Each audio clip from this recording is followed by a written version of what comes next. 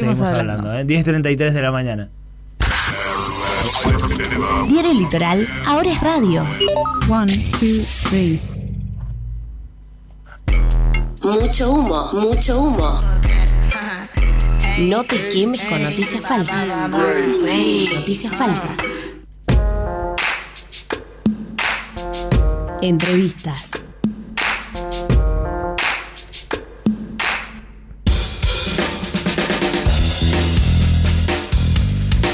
Bien, continuamos en este caso con el programa y vamos a hablar de una cuestión que obviamente es importante y sobre todo también tiene que ver con Latinoamérica, tiene que ver con la Argentina, más que nada por la cantidad de ciudadanos venezolanos que hay repartidos producto de la situación que atraviesa su país en el resto de Latinoamérica. El fin de semana, el domingo más precisamente, se realizaron las elecciones presidenciales en la República de Venezuela y en este caso, bueno, la oposición, después de lo que han sido los resultados, ha denunciado un fraude. Ayer hablaron los candidatos de la oposición a Nicolás Maduro y bueno, un poco señalaron incluso que tienen pruebas para demostrar el hecho fraudulento durante las últimas elecciones. Ya Nicolás Maduro se autoproclamó presidente, incluso recibió el respaldo de países alineados al régimen venezolano.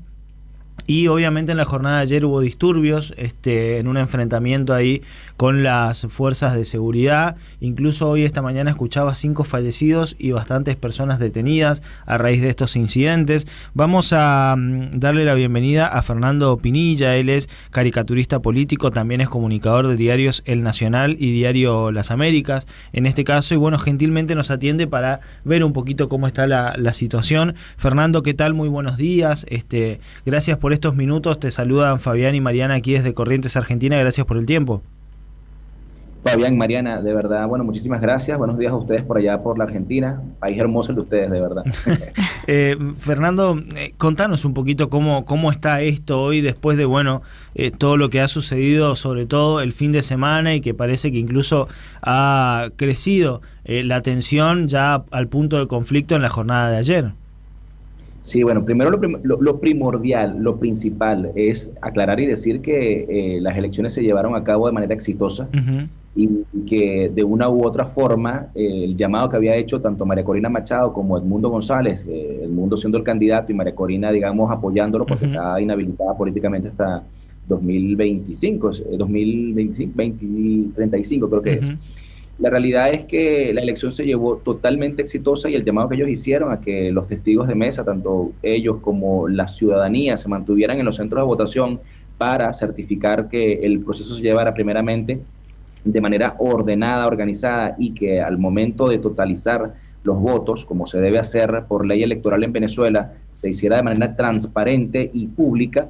Creo que fue un precedente que cambió la historia de la política venezolana y la historia de los comicios venezolanos. Porque ¿qué sucede? Por primera vez en la historia no suponemos ni creemos que obtuvimos una victoria. No, obtuvimos una victoria porque están las actas, porque se hizo público y porque hoy en día, en este momento, el Comando Venezuela de María Corina Machado tiene una página web donde están cargados todos los datos oficiales con copias de cada una de las papeletas y de las actas que se emitieron el día de las elecciones, el domingo 28. O sea esto que permite certificar la victoria de manera clara y contundente. Uh-huh. Es decir, los números que lamentablemente arrojó el CNE, y lo digo lamentablemente porque es lamentable para ellos, es lamentable para el país, para la gobernabilidad nuestra y para nuestra cotidianidad, son totalmente falsos. Es una realidad. Yo creo que no hubo sentimiento o lugar donde no se sintiera esa energía y que todo el mundo manifestara su deseo de votar por un cambio. Esto evidentemente creo que todos ustedes lo vieron además por las redes sociales, creo que todos los medios de comunicación afuera también lo manejaron, y ese es, creo que, el precedente y el hecho más importante que, insisto, había que recalcar. Evidentemente, el no reconocimiento por parte del gobierno y la adjudicación de la elección por parte del CNE de manera arbitraria, sin la totalización completa de los votos, sin publicar en la página web del CNE, que es el órgano que cuenta los votos, la cual está a esta hora está caída. O sea, tú entras en este momento a la página web y la página no te va a abrir.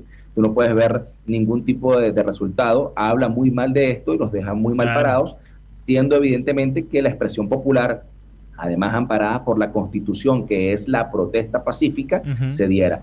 Evidentemente, la protesta pacífica siempre termina cuando es intentada de reprimir por los cuerpos de seguridad y policiales del Estado, siempre genera focos de violencia, que fue lo que ocurrió en algún momento, pero son focos de violencia que, como se pudo ver, por ejemplo, en un video que yo compartí en mis redes sociales, @FMPinilla, cuerpos policiales junto a cuerpos paramilitares, lo que llamamos nosotros colectivos, disparando con armas de fuego a la ciudadanía en plena avenida Urdaneta, en el centro de Caracas. Entonces, ese es el panorama que estamos viviendo en Venezuela, y así hoy amanecemos con una tensa calma, porque las protestas se extendieron hasta bien entrada la madrugada, 1, 2 de la mañana, pero en este momento se intenta estar pacíficamente, aunque ya hay un llamado a hacer concentraciones, reuniones pacíficas, que fue lo que llamó María Corina Machado para las 11 de la mañana, porque cabe destacar que el llamado que ha hecho María Corina y Edmundo es a la no violencia, sino a manifestar, eso sí, evidentemente, su rechazo a los resultados de manera pacífica.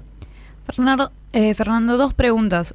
Una por esta cuestión de María Corina Machado, que tengo entendido había arrasado por paliza con esta interna de la oposición. ¿Cuál es la situación por la cual ella está inhabilitada políticamente? Y segundo, con toda esta reacción de la ciudadanía, ¿no?, de manifestarse de forma pacífica, del tema con las estatuas, ¿cuál es un poco como la progresión histórica? Porque acá escuchamos muchas cosas del país, muchos testimonios de quizá gente que viene desde allá, y hay una incertidumbre alrededor de eso, porque son como 2 discursos muy encontrados de todo está bien y todo está mal. ¿Cuál es la progresión histórica de esta situación desde una persona que vive y convive allá? Bueno, fíjate, número 1, primero en el caso de María Corina está inhabilitada por un tema político, es una retaliación totalmente por parte del gobierno, se le adjudican crímenes que realmente son absurdos para una inhabilitación de esta envergadura, lo cual no le permitió ni siquiera ser candidata presidencial, aunque, como tú muy bien lo dijiste, barrió en lo que fue la interna o las primarias que se realizaron en octubre del año pasado, en dichas primarias, que fue además una consulta que se hizo sin propaganda, sin recursos, sin movilización, sin pagarle a nadie. María Corina barrió prácticamente con 2.500.000 o por encima de 2.500.000 votos, que para hacer un proceso que se hizo de esta manera prácticamente, vamos a decirlo, autóctono por nosotros mismos, por la gente de la calle, fue una cifra increíble, además entendiendo que había mucho desánimo y había mucha apatía de parte de las personas en la calle, pero a raíz de esto comenzó esta efervescencia a partir de octubre, que devino en un movimiento que creo que también ustedes lo han visto a través de los medios de comunicación y las redes sociales, que fueron las concentraciones masivas de María Corina, en contraste con las muy pobres concentraciones que logró hacer el gobierno y Nicolás Maduro en su campaña, ¿no? Eso por ahí. Con respecto a cómo lo manejamos acá, mira, fíjate, nosotros acá en Venezuela hemos vivido un proceso de reiteradas elecciones, reiterados tiempos de protestas en la calle, los cuales para nada han servido, porque evidentemente estamos en un país en el que no hay separación de poderes, y eso es algo que yo siempre recalco. No existe el Estado de Derecho. Es decir, las Fuerzas Armadas, que constitucionalmente no deberían tener militancia política, la tienen. Nuestro ministro de la Defensa es militante del partido de Maduro.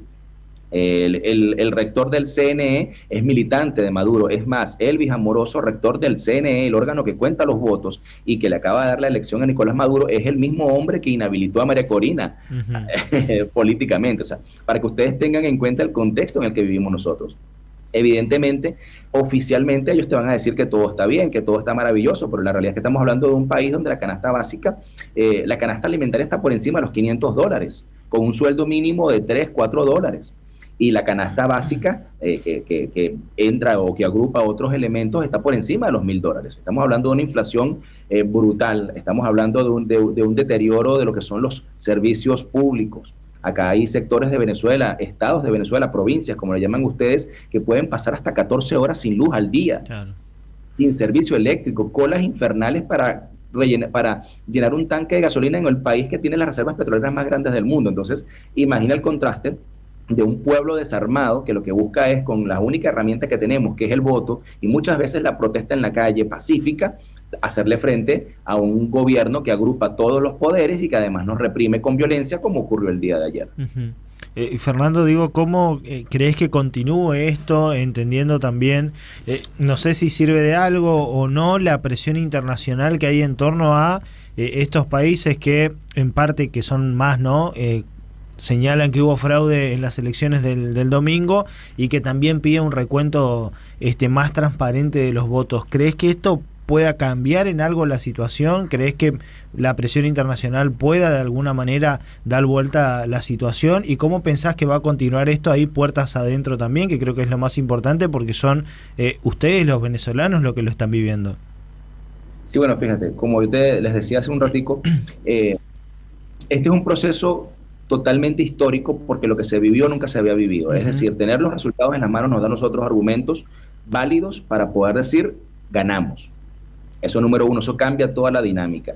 En otros momentos históricos del país hemos tenido apoyo internacional. Por ponerte un ejemplo, Juan Guaidó, que era presidente de la Asamblea Nacional y fue elegido por un movimiento político que se hizo como presidente interino, como lo manda la Constitución o como lo estipulaba la Constitución Bolivariana de Venezuela, nos permitió en ese momento tener esa figura, la cual fue apoyada por Donald Trump y fue apoyado por más de 68 países que le levantaron la mano a Juan Guaidó. Pero la diferencia de ese momento histórico, porque yo siempre recalco que cada momento histórico y cada situación es distinta, ¿cuál era la diferencia con este que vivimos hoy en día? Bueno, que realmente Juan Guaidó no fue un tipo que fue elegido por el pueblo, número uno.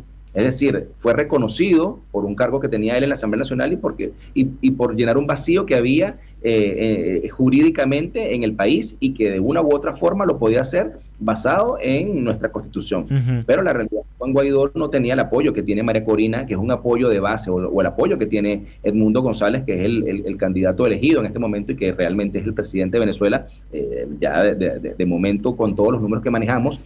Y eso quiere decir que eso levanta una nueva energía que es la que está haciendo que muchos países que se hayan manifestado enseguida, inmediatamente, es más, fue inmediato, los resultados fueron dados a la 1 de la mañana, como ellos siempre hacen, porque ellos todo lo entregan en la madrugada para que nadie proteste ni diga nada.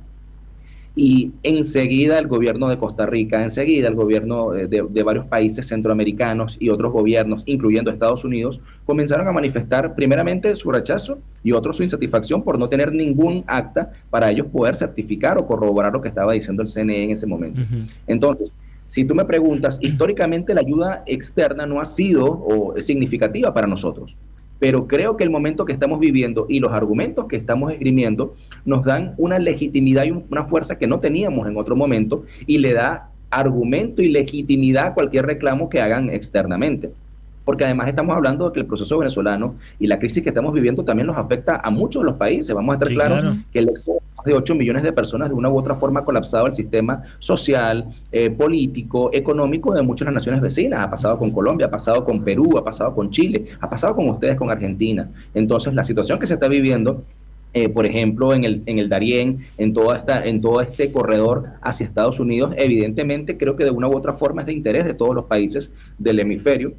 Y creo que estamos llamados a que la presión sea más fuerte. Y sí, yo sí creo que conjugando en este momento el rechazo que hay interno por parte de la oposición, pero también dentro de las propias filas del oficialismo, porque es que el oficialismo siempre mantuvo la teoría de que ellos estaban apoyados por la voluntad popular, pero por primera vez están claros que no es así, que perdieron y perdieron por paliza, porque estamos hablando que las cifras que manejamos nosotros con las actas que tiene el Comando de Venezuela es de aproximadamente 6.200.000 o por encima de los 6.200.000 votos a favor de Edmundo González y apenas 2.500.000 para Maduro. Estamos hablando de una paliza histórica.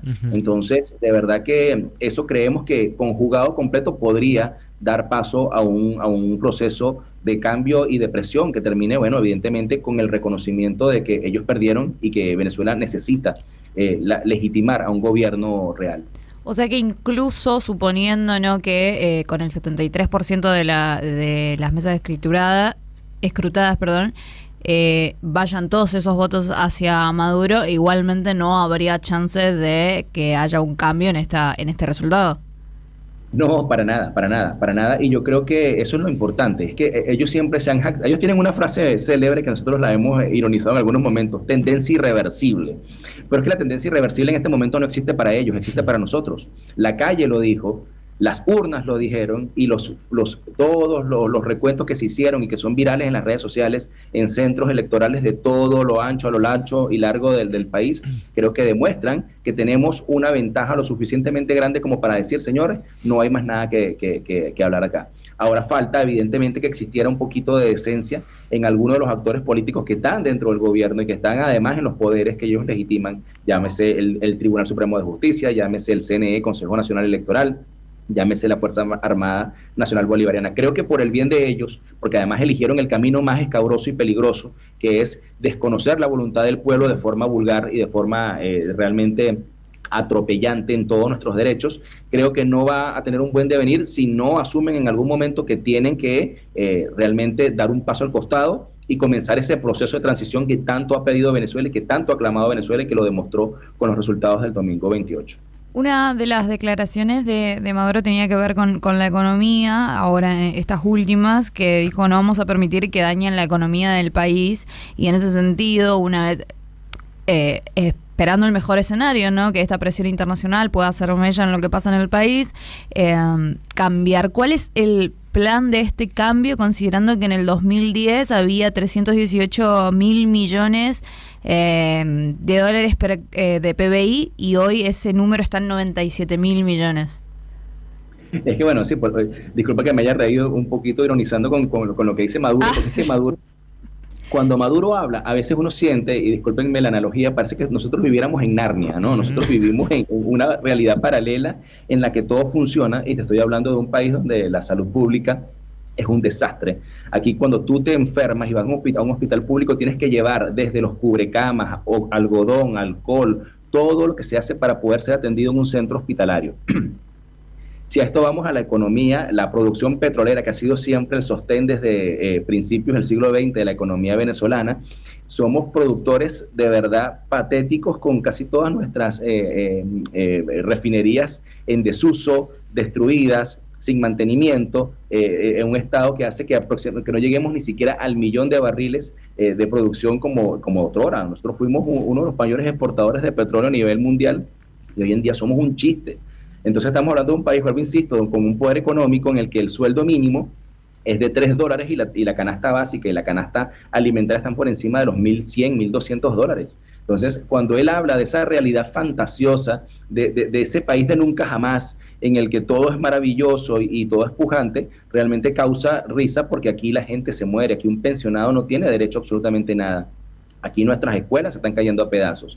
Aquí estamos hablando de problemas graves de base que además tienen que ser afrontados en algún momento por un gobierno serio, con políticas gubernamentales y económicas que de verdad tengan el impacto para poder levantar un país que es próspero y un país que sabemos que es productivo, que tenemos las herramientas, que tenemos los recursos, que tenemos el capital humano, pero no tenemos la gerencia arriba que logre conjugar todo para poder ser y estar a la altura, por ejemplo, de ustedes, como están en este momento, del caso de Brasil, del caso de Colombia, del caso de Ecuador, que económicamente, más allá de cualquier problema que ustedes puedan tener interno o que todos estos países tengan, siguen siendo países productivos. Nosotros dependemos de la importación y la importación exclusiva que hacen solamente entes o personas relacionadas al gobierno. Es decir, la empresa privada no hace vida en Venezuela.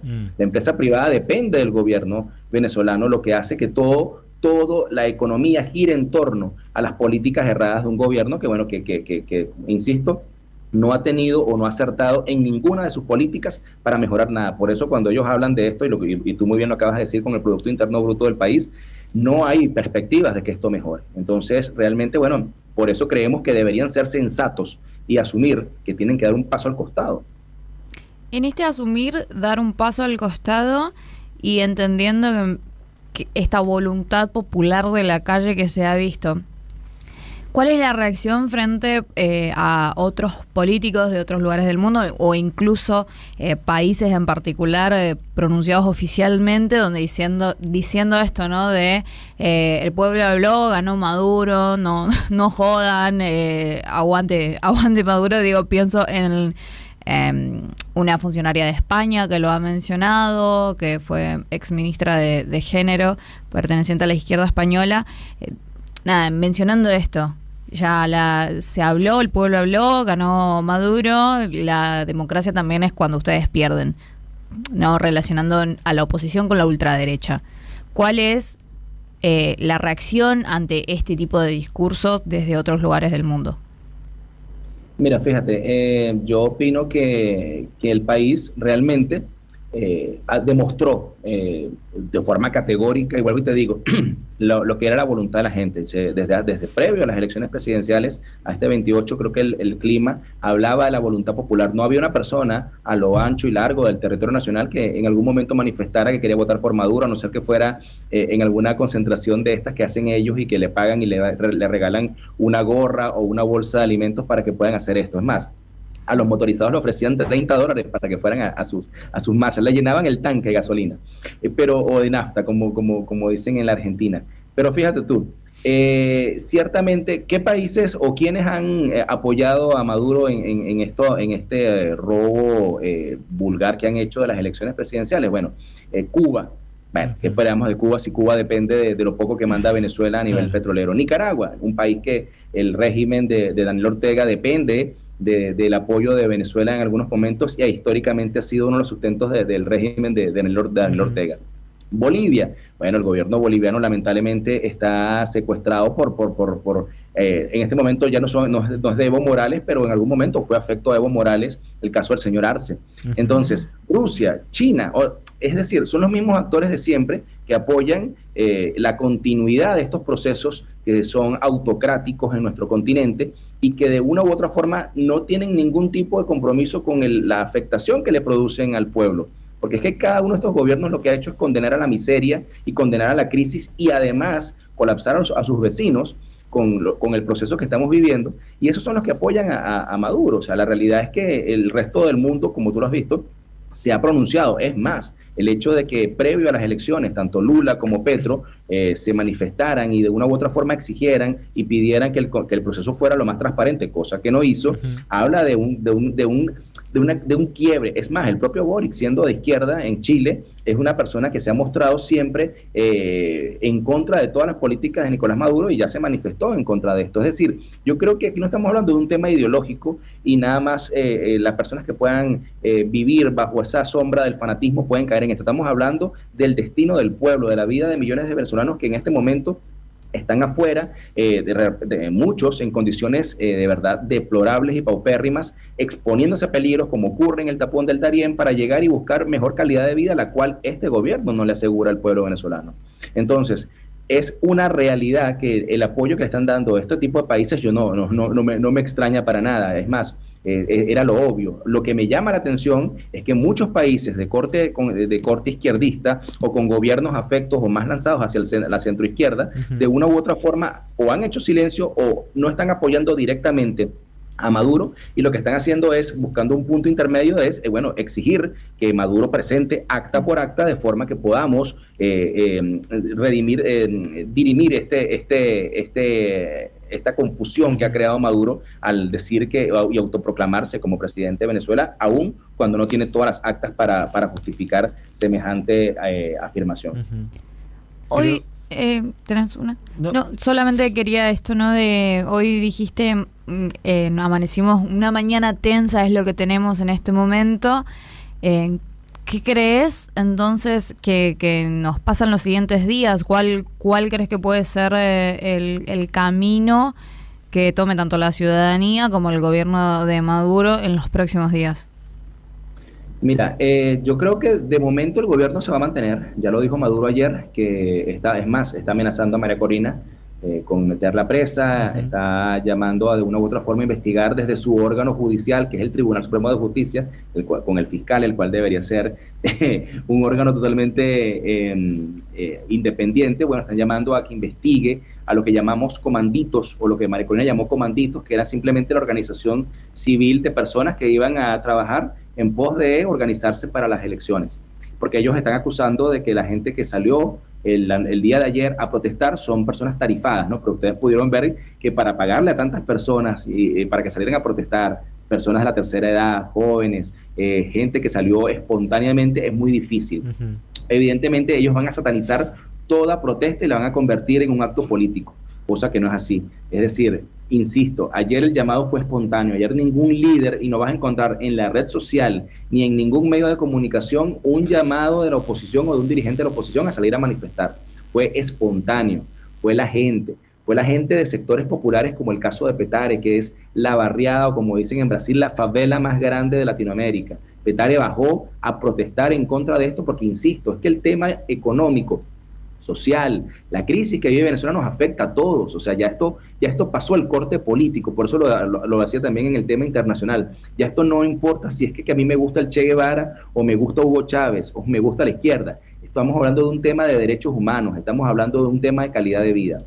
¿Qué va a pasar en los próximos días? Mira, yo por un momento no pensé que el venezolano se iba a animar a salir a protestar, porque evidentemente después de la represión de 2017, donde murieron más de 300 personas, prácticamente ajusticiados por los cuerpos policiales en las calles de Caracas y de otras ciudades de Venezuela, yo pensé que el pueblo se iba a abstener de manifestarse de esa manera. Y todo lo contrario, creo que la efervescencia y el saber que somos ganadores, que tenemos la elección, que esta vez no es una suposición, que esta vez es realidad, nos ha dado cierto respiro para manifestarlo, insisto, siempre desde la óptica pacífica, cívica, democrática, porque creo que ese es el llamado de todo este movimiento que ha iniciado María Corina, Edmundo González, los partidos de la plataforma unitaria y nosotros los civiles y los medios de comunicación.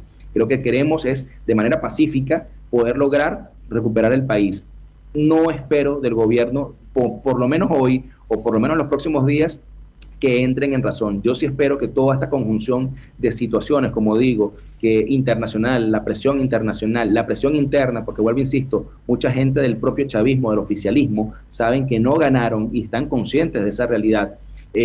Además de la oposición que estamos haciendo nosotros, esperemos que en algún momento surta el efecto para que salgamos de esto. Y evidentemente, sí hacer un llamado, porque la idea no es convertir una protesta pacífica en actos vandálicos, que también podemos estar claros que muchas veces ocurre que se infiltran gente para hacer esos actos y poder justificar el llamarnos terroristas, llamar que somos gente que quiere desestabilizar el país, y todo lo contrario. Aquí estamos haciendo un llamado a la cordura, a la democracia, a la responsabilidad y a la paz, porque la única forma de que Venezuela salga de esta crisis es de esa manera. Fernando, gracias, muy amable por tu tiempo. No, gracias a ustedes de verdad por la oportunidad. Y bueno, si quieren seguirme en mis redes sociales, @fmpinilla en todas las redes sociales, Instagram, X, donde bueno, también monto no solamente mi trabajo gráfico como caricaturista, sino también monto mis columnas en los medios, y bueno, y estoy haciendo actualizaciones de todo lo que está pasando en este momento acá en Venezuela. Gracias, te mandamos un abrazo grande. No, muchísimas gracias, y por acá siempre con las ganas de visitarlos pronto. Un abrazo. Así será, un abrazo. Fernando Pinilla, en este caso él es caricaturista político, es comunicador, trabaja también para los diarios El Nacional y Diario Las Américas, además del trabajo que hace en sus redes sociales, bueno, haciendo un poco una radiografía de lo que es este segundo día post elecciones, después de lo que ha sido la autoproclamación como presidente de Nicolás Maduro, después de las elecciones el domingo. Incluso si uno por ahí entra a Twitter o mira algunas páginas, podés encontrar planillas de lo que él decía, ¿no? Un poquito de todo el trabajo que han hecho desde la oposición de tratar de recopilar y subir las planillas, y en muchas la diferencia es un 70%, 80% a favor justamente de la oposición contra Maduro. Por eso es que por ahí se hace hincapié en esto que decía Marian también, así sumen el resto de las mesas que quedan por escrutar y los votos sean para Maduro, no alcanza para dar vuelta la diferencia, pero lo que marcaba Francisco en distintos momentos, vos sabés que desde hoy tengo Francisco en la cabeza y por eso miro cada rato el teléfono. Fernando, ha habido cambios muy significativos desde el venezolano hacia Maduro, desde la comunidad internacional hacia lo que es Maduro. Hoy, por ejemplo, que Brasil, está bien, Brasil no dijo que es fraude, pero sí llamó un conteo transparente de los votos. Entonces te está mostrando una posición ante la situación también, lo cual me parece interesante, sobre todo por la relación que existe o que en un momento supo existir con Lula. Lula, Cristina, Evo, que eran un grupo de países aliados, digamos, por decirlo de alguna manera, en el que surge Chávez y después Maduro tomando el bastón de mando de Chávez.